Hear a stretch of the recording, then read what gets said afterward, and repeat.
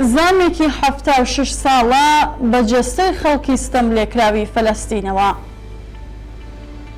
لە درێژەی بوردەمانەکانی ئەرتەشی ئیسرائیل بۆ سەرکەرتی غەزا، سەرچاوە پزیشکەکانی فەلەستین ڕۆژی یەکشەممە 7 خەزەڵوەر ڕایانگەیان کە ژمارەی قوربانیانی هێرشە ئاسمانی و موشەکیەکانی ئیسرائیل بۆ سەر غەزا بۆ زیاتر لە 8,000 کوژرا و 20,000 بریندار بەرز بۆتەوە.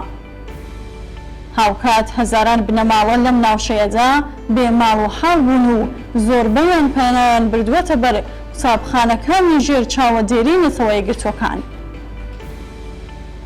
سەرچاوە پزیشکیەکانی فەلەستین وێڕای ئاماژە بەوەی کە نیوەی قوربانیەکان ژن و منداڵن جەخت لەوە دەکەنەوە کە زیاتر لە 1500 کەسیش لە نێو بوردمان و دار و پەردوودا بێسەر و شوێنن. غەزا کە زیاتر لە 2 ملیۆن دانیشتووی تێدایە ماوەی 16 ساڵە بە تەواوەتی لەلایەن حکوومەتەکانی میسر و ئیسرائیلەوە گەمارۆ دراوە و بەکردەوە بووە بە زیندانێک بۆ دانیشتوانەکەی. نێتانیاهو سەرۆکوەزیری ئیسرائیل بە پەیڕەوکردنی سیاسەتی کوشتاری بە کۆمەڵ لە غەزا دەیەوێت بە ڕاستڕەتوندڕەوەکانی ئەو وڵاتە نیشان بدات کە تەنیا ئەو دەتوانێت ئەم خەڵکە سەرکوت بکات و سەرنجام بە فراوانکردنی شارۆچکەی یەهودی نشینەکان عەرەبەکان لە ئیسرائیل دەربکات و لەم ڕێگایەوە هەروەها لە پۆستی سەرۆکوەزیریدا بمێنێتەوە بۆ ئەوەی هەم ئامانجە پاوانخوازەکە دەستەبەر بێت و هەم بە کەڵگوەرگرتن لە پارێزبەندی ئەم پۆستە دۆسیەی گەندەڵیەکەی لە دادگا سەر لە نوێ نەکرێتەوە. مێژووی ڕووداوەکانی 7 ساڵی ڕابردووی ڕۆژهەڵاتی نێوەڕاست بەبێ لە بەرچاوگرتنی پرسی فەلەستین دەرک ناکرێت. هێرشی ئەم دوایە حەماس بۆ سەر ئیسرائیل و ئەو تاوانانەش کە ئەم ڕێکخراوە لە دژی خەڵکی بێدفاع ئەنجامیدا بەبێ لە بەرچاوگرتنی زەمینەی مێژووی پرسی فەلەستین دەرک ناکرێت. ئەگەر هەندێک لە ڕووداوەکان بۆ ماوەیەکیش بوو بێتنە پرسێکی ناوەندی لە ڕۆژهەڵاتی نێوەڕاستدا، بەڵام هیچ کامیان نەیانتوانیوە بوونی ئەم ململانێ مێژوویە بخەنە ژێر کاریگەریەوە. گەرای ئەم ململانەیە لەلایەن ئەو کەسانەوە دانراکە ساڵی 1947 لە ڕێکخراوی نەتەوە یەکگرتووەکان بڕیارنامەیەکیان سەبارەت بە دامەزراندنی دەوڵەتێکی یەهودی لە خاکی فەلەستیندا بە شێوەیەکی زۆر نائەقڵان پەسەند کرد. ئەوان بە داگیرکردنی سەرزەمینی خەڵکی فەلەستین و دەرکردنیان بە هاوکاری بریتانیای داگیرکار خەڵکی فەلەستینیان لە مافی دیاریکردنی چارەنووسی خۆیان پێبەش و لە وڵاتەکانی ناوچەکەدا ئاوارەیان کردن.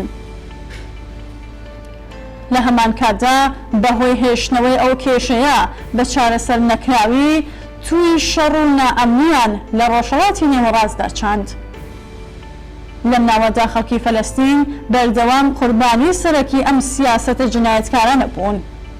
ئێستا دوای تێپەڕبوونی 76 ساڵ لە دەرچوونی ئەو بڕیارنامەیە هێشتا نزیکەی 3 نەوەی فەلەستینی لە کەمپەکانی پەنابەران لە وڵاتە جۆراوجۆرەکانی ڕۆژهەڵاتی نێوەڕاست یان لە پشت دیوارە بەرزەکانی کەناری ڕۆژاوای ڕووباری ئوردن و لە زیندانە گەورەکەی غەزەدا بە ئاواتی دامەزراندنی دەوڵەتێکی فەلەستینی ژیان بەسەرابان.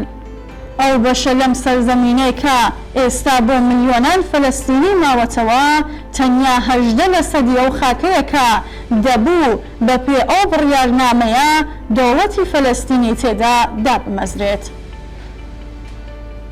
خەڵکی فەلەستین نەک هەر لەلایەن حکوومەتێکی داگیرکەرەوە غەڵتانی خوێن دەکرێن، بەڵکو لە هەمان کاتدا لەلایەن هێزگەلێکەوە نوێنەرەتی دەکرێن کە یان سەرتاپا گەندەڵن یان وەک ڕۆتێکی کۆنەپەرستی ئیسلامی خۆیان بەشێکن لەو کارەساتەی کە بەسەر ئەو خەڵکەدا هاتووە.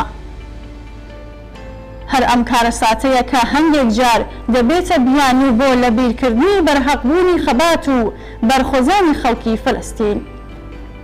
بەڵام ئەوەی کە حەماس بزووسنەوەیەکی کۆنەپەرستە، ئەوەی کە دەوڵەتی خۆبەڕێوەبەری کەناری ڕۆژاوای ڕووباری ئوردن گەندەڵە و یان کۆماری ئیسلامی بەرگریکاری بجووستنەوە کۆنەپەرستە ئاینیەکانی ناوچەکەیە و بەڕەواڵەت هەموو ئەو سیاسەتانە بەناوی دیفاع لە خەڵکی فەلەستین بەڕێوە دەچێت زەڕەیەک لە ڕەوابوونی خەبات و خۆڕاگری ملیۆنان فەلەستینی لە پێناو گەڕانەوە بۆ سەرخاکەکەیان کەم ناکاتەوە.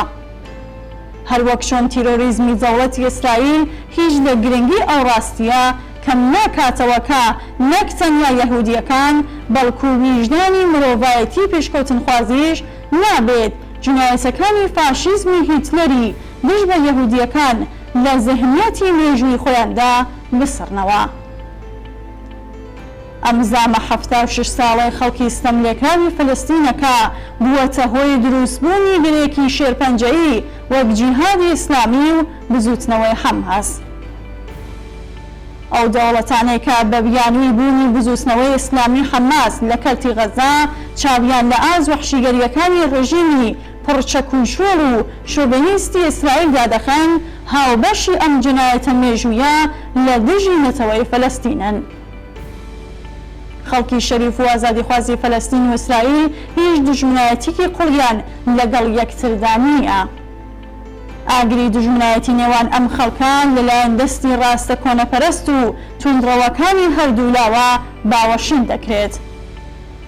هاوڵاتیانی فەلەستین و ئیسرائیل تەنیا بە هاوخەباتی لەگەڵ کۆمەڵانی خەڵکی شەریف و ئازادیخوازی ناوچەکە دەتوانن خۆیان لەژێر هێژمونی دەوڵەتی ئاینی و هێزە کۆنەپەرستەکان ڕزگار بکەن و لە پێکەوە ژیانێکی ئاشتیانەدا کار و ژیانی خۆیان درێژە پێ بدەن.